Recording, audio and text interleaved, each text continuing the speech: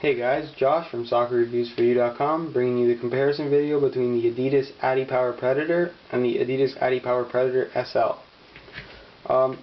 Basically this is the same shoe, same idea with the shoe, but in the end they end up being extremely different shoes, and really I wouldn't say that one is like the other at all. The first thing to talk about is definitely the fit. In the regular Predator you get this calfskin leather at the front, and it really stretches out a lot. You can see probably got about 40 hours on this shoe, and it stretched out and it's almost square now. Really could have used to go a half size down. It stretched out quite a lot, and it ends up being really wide at the front, where the adipower SL is a synthetic material that's not going to stretch, and it's made out to be a little bit narrower in the toe. I would say it's similar to the Adi Zero in terms of the width of the toe, and it will stay like that. It's not going to stretch. As far as the width of the whole shoe goes, it's still the same width. It's a fairly wider shoe, and it'll fit pretty much the same in the middle of the foot. The other difference with the fit is going to be the heel liner. In the regular Predator you get the synthetic suede-like material that's dimpled on the sides. It's really comfortable. It's one of the nicest heel liners I've used in a soccer shoe, and I found it to be really comfortable. In the Predator SL, it's more of a rubber, padded rubbery material, almost something you get in some Nike shoes. There's actually more padding I found in this one, and it's still really comfortable, and it makes the shoe fit really well. As far as the sole plate goes, it's the exact same sole plate and stud pattern on this shoe. You get the exact same power spine, the exact same one-piece sole plate, exact same stud pattern, runs all the way through, the same heel cup, heel counter, it's exactly the same. I've heard rumors that the adipower SL has hollowed out studs. I'm not sure if that's true or not. It's really hard to tell. You can kind of see something hollowed out in the light, but it's difficult to see, and I don't know that it would make that much of a difference anyways. So as far as the sole plate goes, the shoe is exactly the same. The upper is where these shoes really differentiate from each other. The regular Predator, you get this Adidas calfskin leather at the front of the shoe. It makes the shoe feel feels more like a classic feel, like a softer touch on the ball. It's not the best quality leather, but it still gives that feel of a nice leather material, and it's definitely more traditional styled in terms of how touches on the ball feel, where the adipower SL is completely Adidas's Sprint Skin synthetic.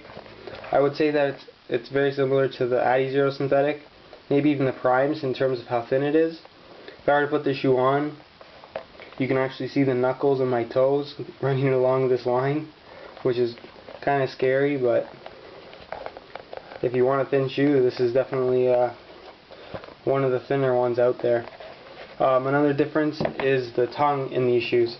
In the regular adipower, you get kind of a plasticky tongue with the suede wrap around the edge. It's an okay tongue. I would have liked to see a more leather feeling tongue. I think it would have suited the boot better, but what they use is okay. And in the Predator SL, it's kind of like a hard foam material that's got holes running through it, which lets your foot breathe, and I guess it shaves weight too. I actually prefer this tongue than the regular Predator tongue. It's a little bit stiffer. I feel it suits the boot really well. Another one of the main differences with these two shoes is the Predator element. On the regular Predator, you get the standard rubber Predator element that Adidas has always done on the Predator line. As you can see on this one, try and get a close view, you can see that there's drops and grooves, and it's very textured on the top.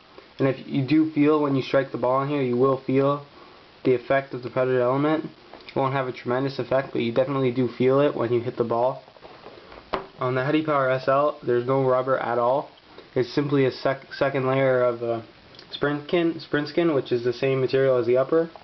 And let's see if you guys can see, there's very minimal kind of grooves and lifts on the shoe. Like if you run your finger across, you can definitely feel it, but as you can see on camera, it's almost impossible to see any of the lifts off the shoe.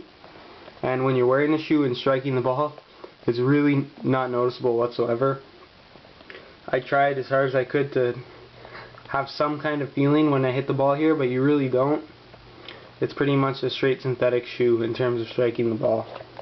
Another big difference between these two shoes is the weight. The regular Predator weighs in at 7.8 ounces, I believe, and it's really light for the type of boot it is. It's probably the lightest shoe with this much protection and support that you can get.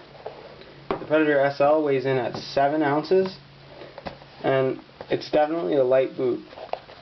I have to say that in your hand, it's almost hard to tell the difference between the two, especially if you throw in the comfort insole that comes with the Predator SL. You can almost feel no difference in your hand. But once you throw the shoe on your foot, you can definitely tell a difference in the weight. With a leather shoe, you always get that extra wiggle room inside the shoe. A lot of you guys who've worn leather shoes, you'll know what I mean. Every time you step up, the shoe kind of moves a little bit on your foot because the leather does stretch and it does expand when you run. Where on the synthetic SL, the shoe moves exactly when you move. There's really no the response time is like right away, if you know what I'm talking about. There's no wiggle room inside the shoe. If you got a good fit, as soon as you move your foot, the shoe's gonna move, which makes the shoe feel a lot lighter when they're on your feet. If you were to put a regular Predator on one foot and an SL on the other foot, the SL would feel completely different. It feels a lot lighter.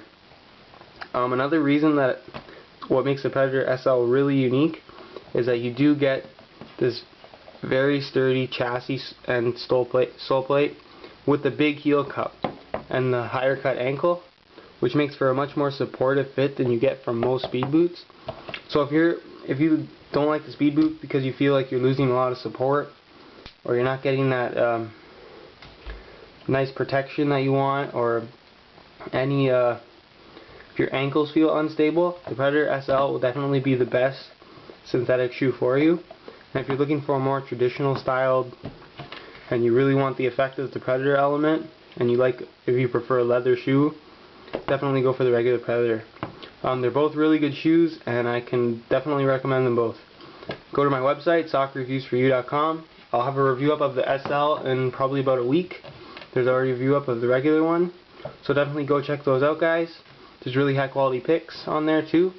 Make sure you guys go like my Facebook page. There's giveaways on there all the time. Definitely go check that out.